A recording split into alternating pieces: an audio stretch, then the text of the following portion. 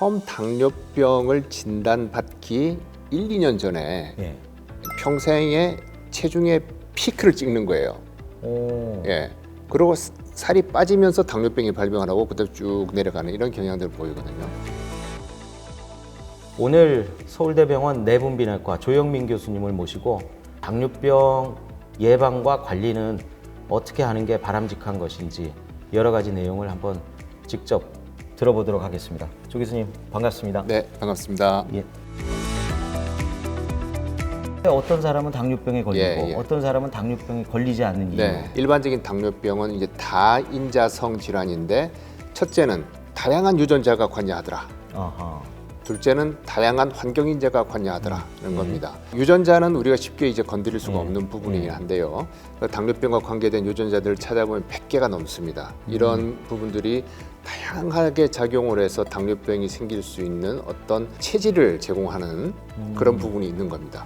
당뇨병에 직접적으로 발병에 예. 영향을 미치는 환경적 요인 네. 가장 중요한 거 한 3가지 정도만. 우리가 네. 또 못 건드리는 게 하나가 있는데 뭐예요? 세월입니다. 세월. 아하. 예. 나이가 들수록. 들면서 예. 생기거든요. 많이 안 움직이고 많이 먹고 뚱뚱한데 젊을 때는 괜찮아요. 예. 그게 이제 30대, 40대, 50대까지 갈 경우에 당뇨가 생기는 수가 있어서 1번은 세월이다 하는 거가 있겠고 네. 둘째는 이제 고칼로리 음식입니다. 고칼로리 음식을 많이 먹게 되는 네. 이런 부분들이 영향을 준다 보시면 되고 세 번째는 이제 그 신체 활동인데요. 체육관에 가서 운동을 하지 않는다고 하더라도 계속 움직이면서 이제 그 가만히 앉아 있지 못하는 그런 성격도 있냐 하면 어떤 사람들은 그냥 가만히 이제 소파에 앉아가지고 그렇죠. 이제 리모컨만 돌리는 사람도 있고 유튜브 보고 이런 사람도 있지 않습니까? 그래서 그런 신체 활동 그 세 가지를 든다 그러면은 노화와 그리고 이제 고칼로리 음식에 따른 그런 어떤 비만 그리고 셋째는 신체 활동의 감소 뭐 이런 정도가 가장 중요한 3가지 요인이다. 우리나라 당뇨병 예. 환자들한테 예. 보이는 예. 특징이랄까 이런 게 예. 좀 특별한 게 좀 있습니까? 처음 당뇨병을 진단받기 1, 2년 전에 예. 평생의 체중의 피크를 찍는 거예요. 오. 예. 그리고 살이 빠지면서 당뇨병이 발병하고 그다음 쭉 내려가는 이런 경향들을 보이거든요. 아하. 그 당뇨병을 이제 초기에 진단받은 환자들한테는 보통 어떤 처방을 해주십니까?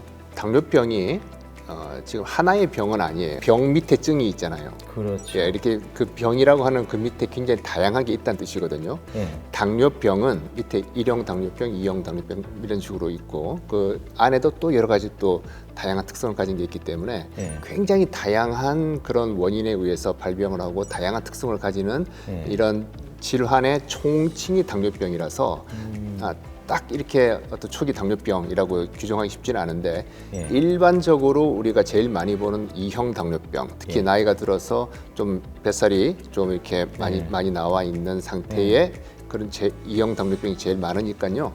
그런 분들이 초기에 왔다 그러면은 일단 칼로리 제한을 저희가 제일 먼저 이야기를 합니다. 대개는 체중을 빼야 되는 경우들이 많이 있기 때문에 그래서 한 500에서 1000kcal 정도를 지금 먹는 거에서 빼도록 그렇게 하는 거죠.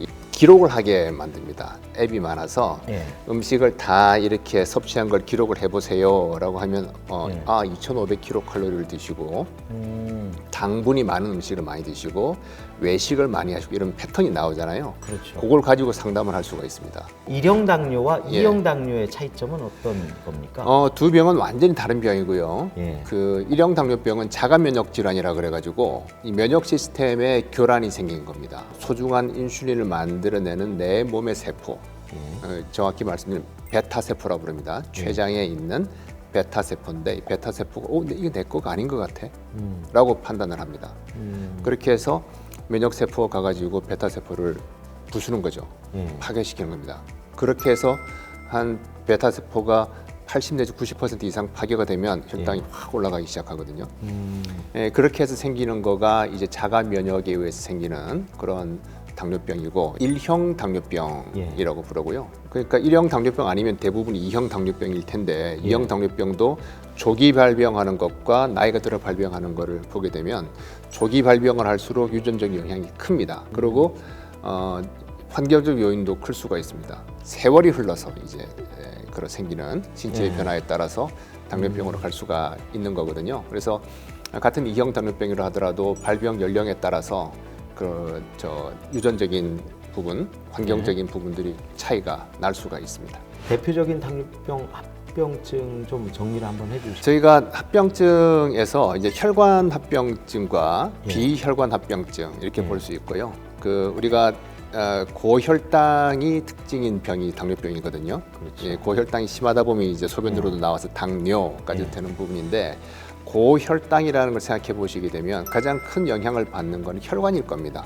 그렇죠? 그래서 혈관 합병증이 주로 생기게 되는데, 이건 또 조금 굵은 혈관과 간단한 혈관으로 나눠서 예. 대혈관 합병증, 예. 미세혈관 합병증으로 나눕니다. 미세혈관 합병증이 주로 당뇨병의 특이적인 합병증들인데요. 첫째가 망막증, 예. 눈의 망막 혈관에 문제 생긴 망막증이 있고, 둘째가 신증, 콩팥입니다. 콩팥은 우리 혈액을 거르는 어떤 채 같은 역할을 하는데 이게 다 혈관 덩어리예요. 예. 그래서 콩팥에 문제가 생기는 게 있고, 셋째는 신경병증이라고 해서 신경으로 가는 어떤 미세혈관 혹은 신경 자체에 영향을 줘서 생기는 그런 미세혈관 합병증이 가장 유명하고 가장 대표적이고, 그다음 대혈관 합병증이 있는데, 이거는 주로 그 죽상동맥경화와 관계된다고 보시면 되는데요. 첫째는 관상동맥 질환, 둘째는 뇌혈관 질환, 셋째는 말초동맥 질환 이렇게 있습니다. 그래서 이런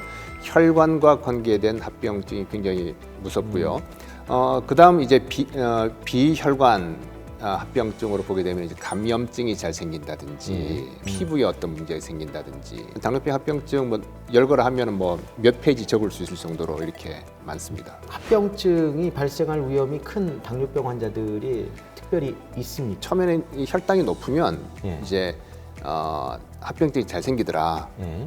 하는 걸 알게 됐어요. 예. 그러면 혈당을 낮추면 막을 수 있겠는가? 그래서 그게 그 1형 당뇨병과 2형 당뇨병에서 각각 DCCT, UKPDS라고 하는 그런 대규모 연구가 70년대, 80년대에 이제 시작을 해가지고 90년대에 결과가 나옵니다. 1형 당뇨병이나 2형 당뇨병이나 할 것 없이 철저한 혈당 조절을 하게 되면은, 특히 미세혈관 합병증은 예방하거나 진행을 지연시킬 수 있다는 결론을 얻었습니다. 그렇기 때문에 철저하게 혈당 조절을 하면 된다는 것이고, 또 그 연구를 할 때 동시에 알게 됐던 거가 혈압 조절도 이런 합병증을 줄이는 데 굉장히 중요하다. 그 뒤에 이제 스타틴이 나오면서 열심히 콜레스테롤을 낮춰보니 대혈관 합병증 줄이더라.